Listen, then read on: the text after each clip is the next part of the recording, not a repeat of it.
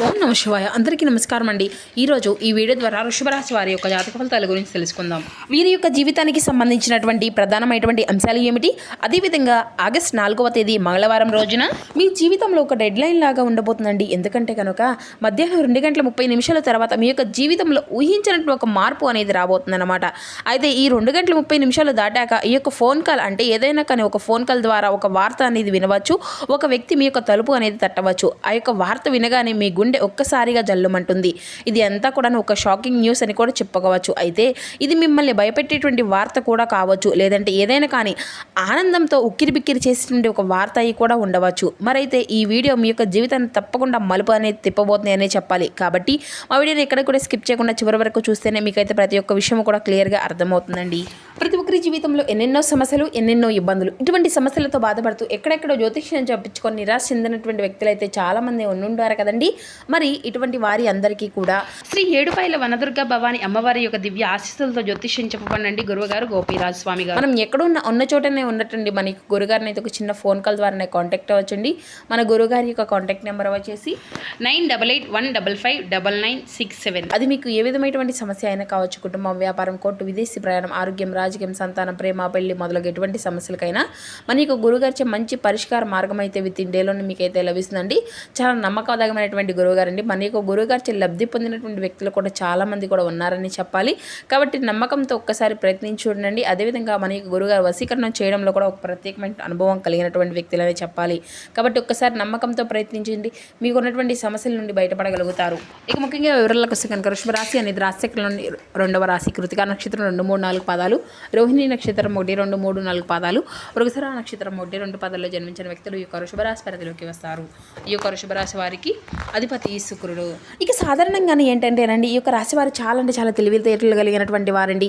చాలా గొప్ప తెలివితేటలు కలిగినటువంటి వారు, అలాగే మంచి దూరదృష్టి కలిగినటువంటి వారు అని కూడా చెప్పుకోవచ్చు. అంతేకాకుండా ఏదైనా కానీ ఒక విషయం అనేది జరగకముందే మీకు ఒక రకమైనటువంటి సూచన అలాగే అంతరోద్భాత అనేది కూడా ఏదైనా కానీ జరగబోతుంది ఇది అంతా కూడా అని చెప్పేసి మీ యొక్క మనసుకు కూడా అనిపిస్తుంది అనమాట. కానీ ఈ మధ్యకాలంలో మీ యొక్క మనసు మొద్దుబారినట్లుగా మీకు కూడాను అనిపిస్తుంది కదా. అంటే మీరు అనుకున్నవి ఏది కూడా పూర్తిగా వర్కౌట్ కావడం లేదనేసి, గత కొన్ని రోజులుగా ఎదుటివారు కూడా మిమ్మల్ని అర్థం చేసుకోవడం లేదు అనేటువంటి ఒక బాధ అనేది మీలో ఒక వంతుగా బలంగా ఉందన్నమాట. మీరైతే మీ యొక్క గుండె లోతుల్లో ఏదో ఒక అద్భుతము అనేది జరగబోతుంది అని చెప్పేసి మీరు మాత్రం మనసులోనే పూర్తిగా ఏదో ఒక విషయంలో నమ్ముతూనే ఉంటారు. అయినప్పటికీ కూడాను గత కొన్ని సంవత్సరాలుగా మీరు ఒక గందరగోళమైనటువంటి పరిస్థితుల్లో చిక్కుకున్నారు. చెప్పాలి అంటే ముఖ్యంగా అటు ఆర్థిక పరంగా కావచ్చు, లేదంటే ఒక ముఖ్యమైనటువంటి ఏదైనా కానీ డాక్యుమెంట్ విషయంలో కావచ్చు, భూమి విషయంలో కావచ్చు, మీరు ఎదురు చూసినటువంటి అంటే ఎదురుచూపులు చూస్తూ ఉన్నారు. అసలు ఇది అంతా కూడా జరగబోతుందా లేదా అన్నట్లుగా మీకైతే ఒక రకమైనటువంటి సందిగ్ధంలో మీరైతే కొట్టుమిట్టాడుతూ ఉండేటువంటి పరిస్థితులు కూడా కనిపిస్తూ ఉన్నాయి. మీరైతే బాగా నమ్మినటువంటి కొంతమంది వ్యక్తులు కూడాను మీ మీద నెగిటివ్గా సమాచారం చేస్తూ ఉండడము అయితే ఈ యొక్క రోజున మీ మధ్యాహ్నం ఈ యొక్క సమయంలో అంటే టెన్షన్ కానీ లేదంటే తర్వాత జరగబోయేటువంటి అంశము అనేది కూడా తెలుసుకునే విధంగా చాలా అంటే చాలా ప్రత్యేకంగా మీ యొక్క జీవితంలో ఉండబోతుంది అనమాట. ఇప్పుడు అసలు ఈ యొక్క విషయానికి వస్తే కనుక రేపటి రోజున మీ యొక్క జీవితంలో మధ్యాహ్నం 2:30 లోపు మీకైతే ఒక వార్త అయితే అందబోతుందండి. ఆ యొక్క వార్త ఏంటి అంటే కనుక ఆ వార్త మీ యొక్క జీవితంలో ఎన్నో రకాలుగా మలుపు తిప్పబోతుంది అనమాట. అంటే ఇది అంతా కూడా మీరు ఎక్కడో ఒక ఆశ విడిచిపోయినటువంటి ఒక పాత విషయం గురించి ఆ యొక్క చర్చ అనేది కావచ్చు. అదేంటి అంటే మీ యొక్క ఆశ తగాదాలు ఏదైతే కానీ అంటే మీకు బాగా దానికి సంబంధించిన విజయానికి కారణంగా కాబోతుందన్నమాట. లేదా మీరు ఎంతో కాలంగా ఎదురు చూస్తున్నటువంటి ఒక విదేశీ ప్రయాణం అయి కూడా ఉండవచ్చు. ఇంకా లేదంటే భారీ మొత్తం ఏదైనా కానీ ధనము అనేది మీ యొక్క అకౌంట్లో పడడం గురించి కూడా అయ్యి ఉండవచ్చు అనమాట. మరి ఇది అంతా కూడా మీకు ఒక శుభ పరిణామం అనేది కూడా చెప్పుకోవచ్చు. అందులో ఒక ట్విస్ట్ అనేది కూడా ఉంటుందండి. ఈ యొక్క వార్త వినగానే మీరు నేరుగా మీకు ఆ యొక్క వార్త అనేది రాదు. ఏదైనా కానీ ఒక వ్యక్తి ద్వారా హఠాత్తుగా ఆ యొక్క వార్త అనేది మిమ్మల్ని చేరుకుంటుంది. మీ గుండెకు అంతా కూడా జల్లుమన్నట్లుగా ఉంటుందన్నమాట. ఆ యొక్క వార్త విన్నంతనే మీ గుండె జల్లుమనడానికి 2 రకాల కారణాలు అయితే లేకపోలేదు. మొదటిది ఏంటి అంటే నమ్మలేనటువంటి ఒక నిజము. అంటే మీరు అసలు అదంతా కూడా సాధ్యం కాదా అనేసి చెప్పేసి పూర్తిగా ఫిక్స్ అయిపోయినటువంటి ఒక నిజం కానీ, లేదంటే సాధ్యమైపోయింది అని చెప్పేసి వినగానే ఈ యొక్క మెదడు అనేది క్షణాల్లో మొద్దుబారినట్లుగా అయిపోతుంది. అంటే ఆశ్చర్యకరమైనటువంటి వార్తగా ఉంటుందన్నమాట. ఆ యొక్క షాక్ వల్ల వచ్చేటువంటి ఎమోషన్ ఏదైతే ఉందో అది ఎంత కూడాను మీ గుండెకు తాకుతుందండి. ఇక ఆ యొక్క వార్తతో పాటుగా ఒక వ్యక్తి అంటే ఒక వ్యక్తి పేరు మీకు బయటకు అనేది వస్తుంది. అతను లేదంటే ఆమె మరలా మీ యొక్క జీవితంలోకి రావడము అనేది కూడా జరుగుతుందన్నమాట. వారు వచ్చారా అనేటువంటి ఒక షాకింగ్ అనేది మీలో కలుగుతుందండి. ఇది అంతా కూడా ఆనందము అలాగే భయము రెండు కలిసినటువంటి ఒక రకమైనటువంటి గొప్ప అనుభూతి లాగా మీకైతే అనిపించవచ్చు. ఈ అనుభూతి కారణంగా ఏంటంటేనండి, మీకు ఊహించని విధంగా వచ్చేటువంటి ఆ యొక్క వార్త కారణంగా మీరు ఒక్కసారిగా ఆశ్చర్యపోయేటువంటి అవకాశాలు కూడా చాలా అంటే చాలా ఎక్కువగానే కనిపిస్తున్నాయి. అయితే మరి ఇప్పుడు అసలు ఇది అంతా కూడా ఎందుకు జరుగుతుంది అంటే, ఎందుకంటే ఇప్పుడు సాధారణంగానే మీరు 2:30 లోపు దీనికి సంబంధించిన దీనికి కారణం ఏంటి అంటే, మీరు గతంలో చేసినటువంటి ఏదో ఒక రహస్యమైనటువంటి సహాయము లేదంటే ఏదైనా కానీ ఒక ఇన్స్టెంట్లో మీరు పూర్తిగా మర్చిపోయినటువంటి ఏదైనా కానీ ఒక పని ఇప్పుడు దానికి సంబంధించిన ఒక మంచి ఫలితాన్ని అయితే మీకైతే ఇవ్వబోతుంది అనమాట.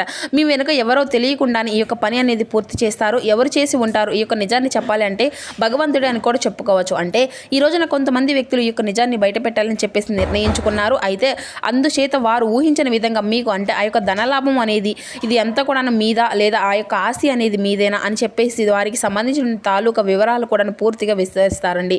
అంటే కొంచెం రెస్ట్ అనేది తీసుకున్నటువంటి ప్రశాంతకరమైనటువంటి రోజు అని కూడా చెప్పుకోవచ్చు. ఊహించని విధంగా వారు అనేది చెప్పడం వల్ల మీకు కొంచెం ఆశ్చర్యంగా కూడా అనిపిస్తుంది. అయితే దీనికి మరొక రీజన్ కూడా ఉంటుందండి. గ్రహస్థితి పరంగా చూసినట్లయితే కనుక ఈ రోజున శని ప్రభావం అనేది మీకు కొంచెం తక్కువగానే కనిపిస్తుంది. అలాగే శని భగవానుడు ఈ రోజు మీకు మంచి అవకాశాలను కూడా ఇవ్వబోతున్నాడు. చంద్రుడి యొక్క సంచారము, గురు యొక్క దృష్టి మీ యొక్క లాభస్థానంపై పడిందండి. కాబట్టి ఈ 2:30 అనేది మీ యొక్క ముహూర్తం శుభముహూర్తం లాంటిదని కూడా చెప్పుకోవచ్చు అనమాట.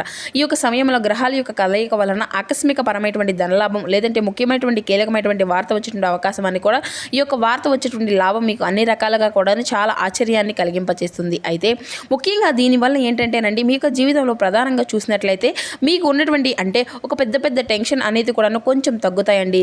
సమాజంలో గౌరవ ప్రతిష్టలు పెరుగుతాయి. ఆ యొక్క వార్త వినగానే ముందు మీరు ఎమోషనల్ అయిపోతారు. ఆ తప్పుడు నిర్ణయాన్ని మాత్రం అసలు తీసుకున్నటువంటి ప్రమాదం కూడా ఇక్కడైతే కనిపిస్తుందండి.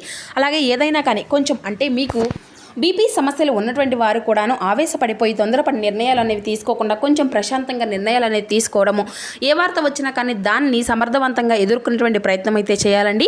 అటువంటి శక్తి ఉన్నప్పుడు ఏ విధంగా కూడాను భయపడవలసిన అవసరం అయితే ఏది కూడా లేదండి.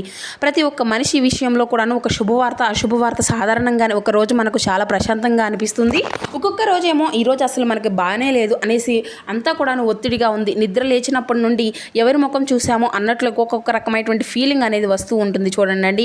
అలా ఒక్కొక్క రోజు ఒక్కొక్క రకంగా ఉంటుందన్నమాట. కాబట్టి ఒక్కొక్క రోజు మనకు సంబంధించిన పనుల్లో మనం కొంచెం టెన్షన్ అనేది స్ట్రెస్ అనేది కనిపిస్తూ ఉంటుంది. ఒక్కొక్కసారి మనకు సంబంధించిన పనుల్లో పూర్తిగా అందులో డీలా పడిపోయే విధంగా అనేటువంటి భయం కూడా ఏర్పడుతుంది అనమాట. కాబట్టి ఏదైనా కానీ మనం ఆలోచించేటువంటిది అంటే మనం ఆలోచించే విధానంలోనే ఉంటుందన్నమాట. ఇక ఈ రోజున ఉదయం హనుమాన్ చాలీసా పఠించుకోవడము మీకంటే చాలా అంటే చాలా మంచిది, విశేషమైనటువంటి రోజు అండి. కాబట్టి ఈ రోజున హనుమాన్ చాలీసా చదువుకోవడం అలాగే హనుమాన్ యొక్క దర్శనం ఎంతో శ్రేయస్కరంగా కూడా మీకైతే ఈ రోజున ఉండబోతుందండి. మధ్యాహ్నం మీరు ఎవరితో కూడా గొడవ అనేది పడవద్దు. ఈ రోజున మీరు నీలం రంగు దుస్తులను అయితే ధరించడం వల్ల కూడా మీకు మరింత రక్షణ అనేది ఇస్తుందన్నమాట. ఇక అంతే కదండి, ఈ రోజున ఎరుపు రంగు వస్త్రాలను కూడాను మీకు ఎంతో మంచిదండి.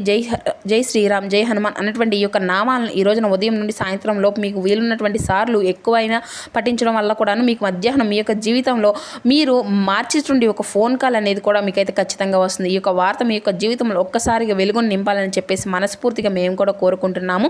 ఇక ఈ రోజున మీరు తూర్పు దిక్కు ప్రయాణం ఎంతో విశేషంగా ఉంటుందండి. మీకు ఎప్పుడు కూడా వీలైనటువంటి సమయం వరకు మీకు ఏదైనా కానీ చేయడంలో మీరు ఎప్పుడు కూడా ముందుంటారని చెప్పాలి. ఒకరిని ముంచాలి, ఒకరిని నష్టపెట్టాలి, ఒకరికి సమస్య అనేది కలిగించాలని చెప్పేసి మీ యొక్క మనసులో ఏనాడు కూడా ఊహకు కూడా రాదండి. కాబట్టి మీ యొక్క మంచితనం ఎప్పుడూ కూడాను మిమ్మల్ని ఆగిపోయినటువంటి పనుల్లో కూడా ఒక మంచి మార్పు అనేది కలిగించడానికి ఇది ఒక మెయిన్ కారణంగా అని కూడా చెప్పుకోవచ్చు. అలాగే మనం చేసినటువంటి మంచి పనులు ఎప్పుడూ కూడాను అంటే ఏదో ఒక రోజు మనకు మంచి ఫలితాన్ని ఇస్తాయండి. ఇక అదే ఇదొక నిదర్శనంగా కూడా చెప్పుకోవచ్చు ఈ రోజు. కాబట్టి మీ యొక్క జీవితంలో ఈ రోజు మంచి మార్పు అనేది ఖచ్చితంగా చూడబోతున్నారు. మీరు మనస్ఫూర్తిగా పాజిటివ్గా ఉండండి.